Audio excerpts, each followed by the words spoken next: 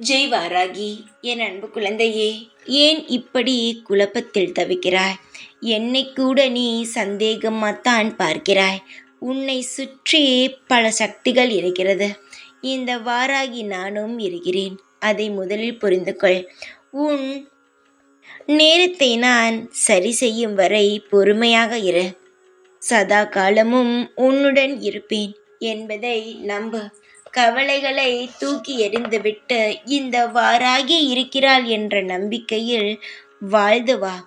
என்னை உரிமையாக வாராகி இருக்கிறாள் என்று சொல்கிறாயே, அந்த உரிமையில் எனக்காக சிறிது நாள் காத்து கொண்டு இரு. எத்தனை நாள், எத்தனை வருடம், இப்படியெல்லாம் கேட்காமல் எனக்காக காத்திரு. இன்னும் 2 நாட்கள் காத்திரு. உனக்கானது நிச்சயமாகவே உன்னிடம் வந்து சேரும். இது வாழ்க்கை.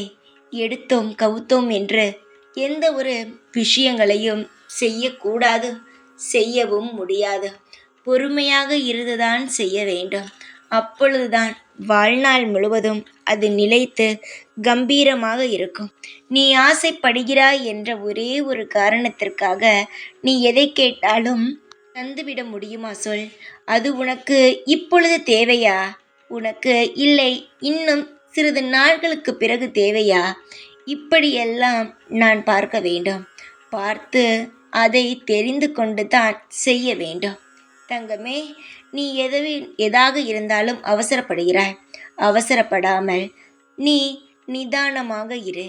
உனக்கு தேவையான ஒவ்வொன்றும் உனக்கு கூடிய சீக்கிரமாகவே கிடைக்கும். கவலைகள் இருந்தால் நான் செய்ய போவது கூட உன் கண்ணுக்கு தெரியாமல் மறைந்துவிடும். நான் செய்வதை தெரிய வேண்டுமென்றால் என்னை நீ முழுமையாக நம்பி நீ என்னை உற்றுப்பார். உனக்கான அனைத்தும் உன்னிடம் வந்து சேரும். கவலைப்படாமல் இரு. எப்பொழுதுமே இந்த வாராகி உன்னுடன் இருப்பேன். ஜெய் வாராகி.